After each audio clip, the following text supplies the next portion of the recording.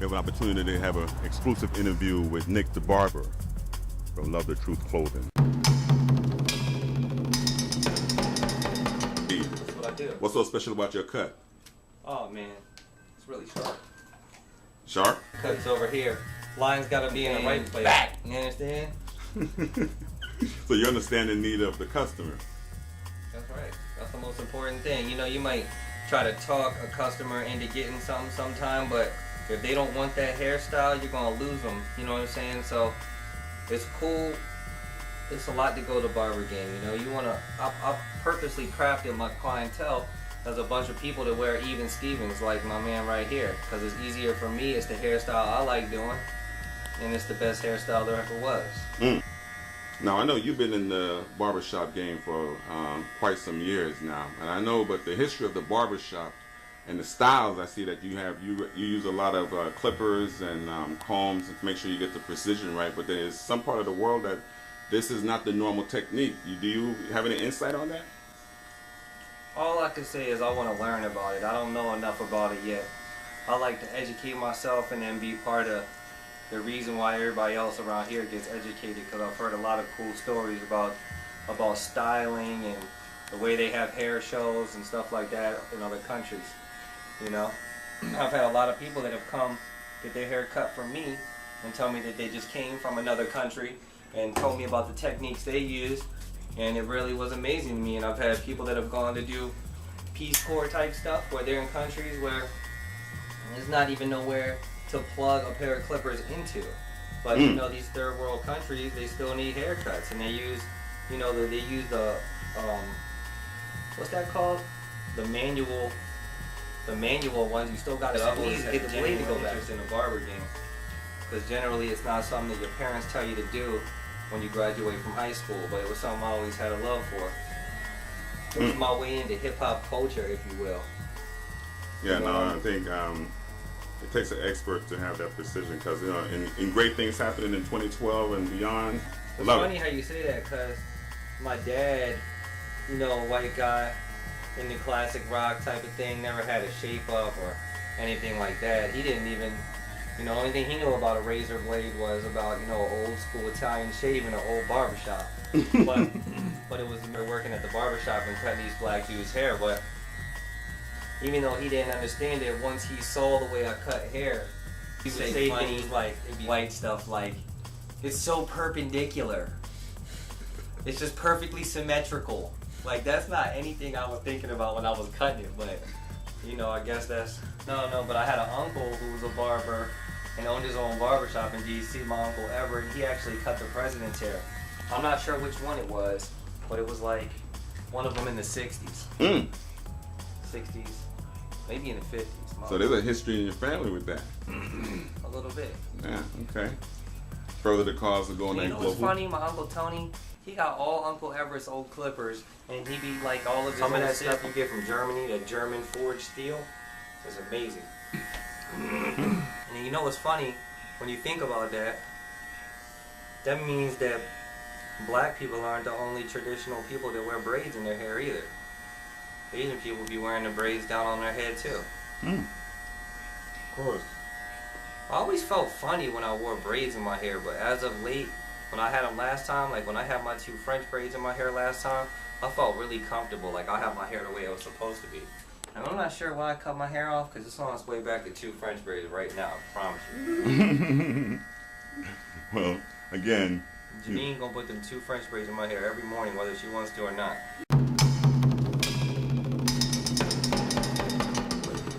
Give us a little sense about your love the truth. We hear that it's really taken off really on a global level. Talk to me a little bit about that. What inspired you to do this? My parents raising me to tell the truth all the time, and me recognize what a difference it made in my life. The fact that people could take me at face value when I talk to them. You know, people. I actually had 2 people that came. When my father passed away when he was 55 years old, it was in '03, and I had 2 people come to my father's party that we threw. We didn't have a funeral for him. We had him cremated, and we had a party to celebrate his life. And every living relative came to it, and every one of my friends, it was like 400 people there. We had an open bar, it was slamming. And the thing was, like 2 people came and said the same thing. One dude was my man Ronnie Brooks, who worked at the barbershop with me.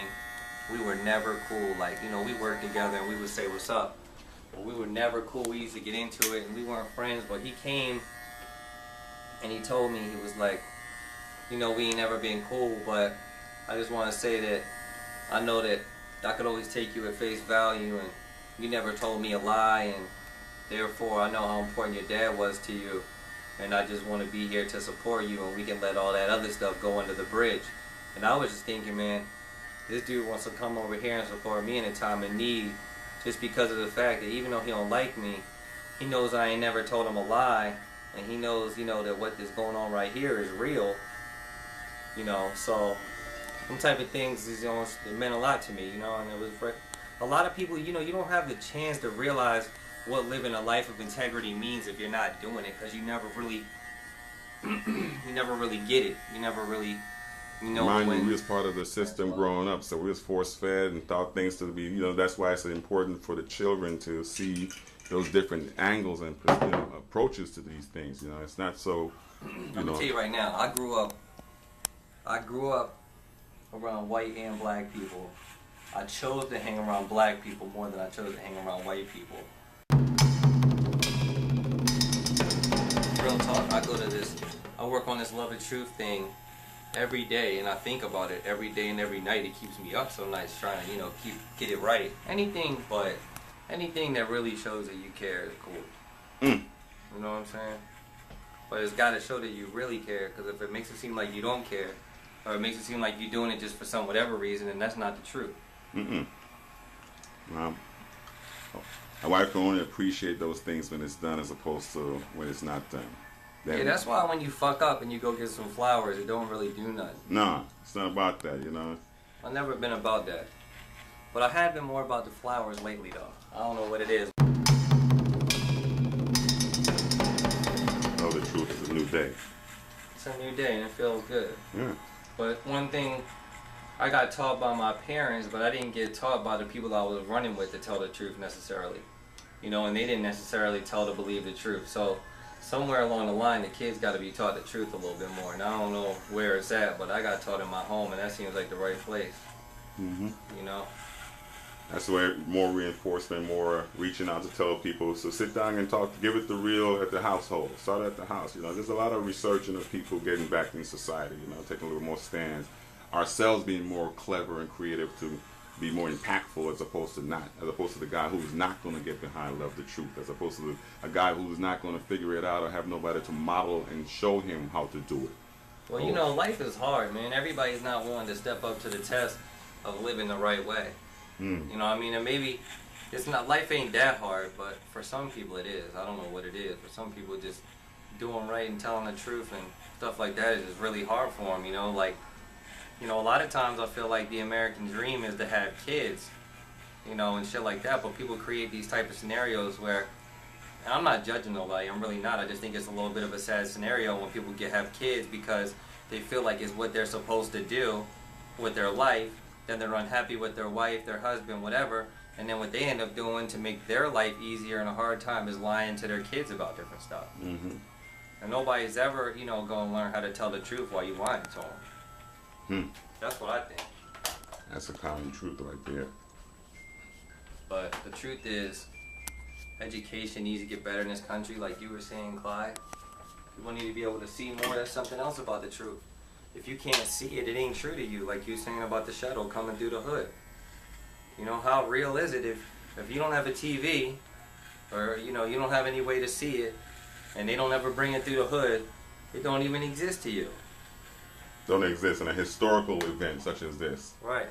You know, that they would try to hide it from the one community. I say to myself, why would they cover their cloak and dagger, this big monstrosity, and cut down 400 trees to roll down the neighborhood in a black cloak as opposed to inspire those inner city kids? I mean, that's a, And if one person is inspired by it and ends up doing something that has to do with NASA or anything that betters our living longer and, you know, moving this, you know, be able to live on another, you know, planet or anything, even flying a plane ever. You know, if it motivated him to do any of that, it's worth it. There it is. What about your little Belizean venture? I hear you have a t-shirt line with, you know, Love the True Belize version. So give us a little insight about that. Yeah, we did something, man. My man Clyde came to me about designing a joint, and it actually turned out really good. We waiting for the right occasion to pop it on the public, but it's like a mix of the original Love the Truth logo and the Belizean flag at the same time, and it's really sick. So, yeah, it really goes in. I like it a lot, and everybody who I showed it to loves it. And it would also, you know, it would be a good way to show people the truth about Belize, the excitement and the inspiration in the people's faces, but the lack of education, you know, and what needs to be going on over there as well as over here. And it's a good joint effort. You know, if we can bring money together from the shirt to help with the cause, you know, then that would be even better. And it's just another opportunity where two people of different race and different purpose would come together for a project that would make a lot of difference. Just like that. It's really that simple. Shirt's already designed. We're just about to put it in motion at some point soon. We gotta figure it out. You know, there's not always money for everything, but we need to find the money for the projects that enlighten the young people. And I think that that's one of the ones. That's really that's where I'm at with Love the Truth right now. We're coming out with our new line. It's called the Painted Truth Collection. We use a really cool paintbrush font, and we called it the Painted Truth Collection. They say one shirt says, "Tell the children the truth," in the name of Bob Marley. Another one says, "The truth will set you free." Another one says, "I wear my heart on my sleeve." And the last one says, "Love the truth clothing." Oh, and one more that says, "Lying is corny," because it sure as hell is. But anyway, you know, we're getting ready to drop this, and what we're doing now, what we realize is that when people are made aware of Love the Truth, and not only love the truth, but the truth itself, and when they really understand what it is and what it means to live a life of integrity, then they are truly inspired by that. So what needs to happen is, what we're trying to do is, you know, it's easy to pull the money together to, you know, to make the product, because people they're eager to wear it, and, you know, the investors want to see the product. That's the easiest thing. But bringing the sales back and seeing a difference has to do with marketing and PR, and spending money on the things that don't have an immediate result, but that grow your brand in the eyes of other people. So that's really what we're working towards at Love the Truth right now. Wow. We got the dope clothes, we got the dope purpose. That's been had, you know. I mean, you can't tell me fighting for the truth. I mean, I was gonna keep this under wraps, but we thinking about dropping an Obama shirt for this election.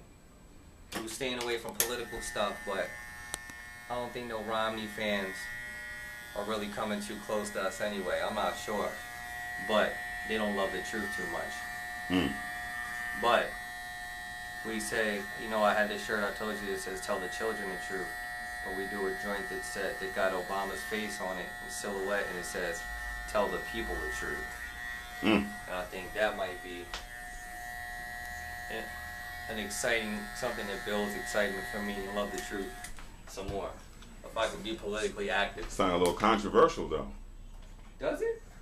I mean, tell the people the truth with Obama? With Obama's face on it? With Obama's face? Is that controversial? He's our president. But some people it depends how you word it. Some people might think that's a Republican slogan. You know, the other side is easy to kind of twist things up, you know? They'd be the one that grabs to tell the people the truth and use it as a negative. There would have to be something on it that let you know that it was for Obama. It would have an Obama party sign on the sleeve or something like that. There'd be no confusion. Obama's the man. Because it just sounds exciting, though. You know what I'm saying? With a T-shirt line, because you know, people. I want to find a way to become politically active. Because I think that's a great way. I don't like the way that people are.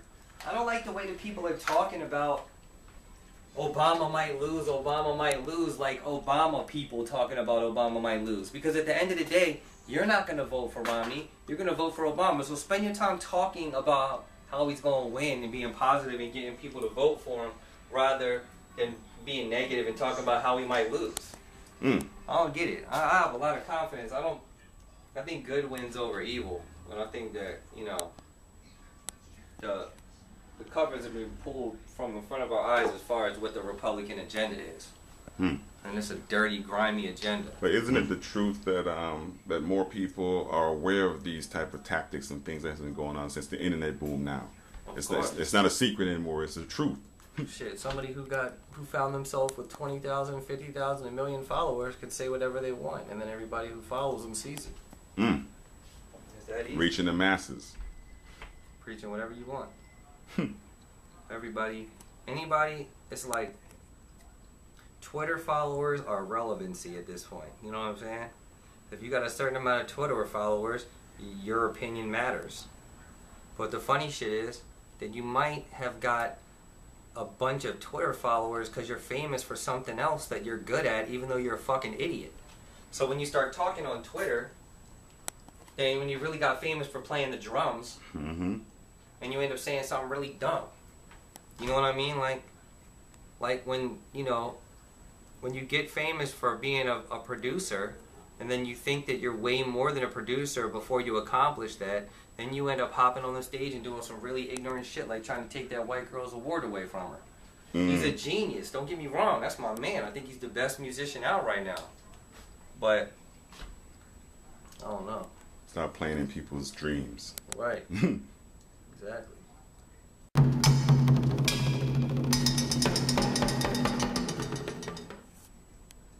A lot of people can't talk and cut at the same time. You see how this has been working, right? This is why this is called Nick the Barber. You know, this is something more than just a guy who's cutting the dopest people in the world here to give them that polished look. But it's a guy who's thinking about social issues, a guy who's thinking about humanitarian concerns, a guy who's loving the truth and want the world to get that information. I think the world is ready for something like that. Hey, that'll make you sound like a good guy, won't you? No, man. The truth is in love. Love the truth. Purchase yours.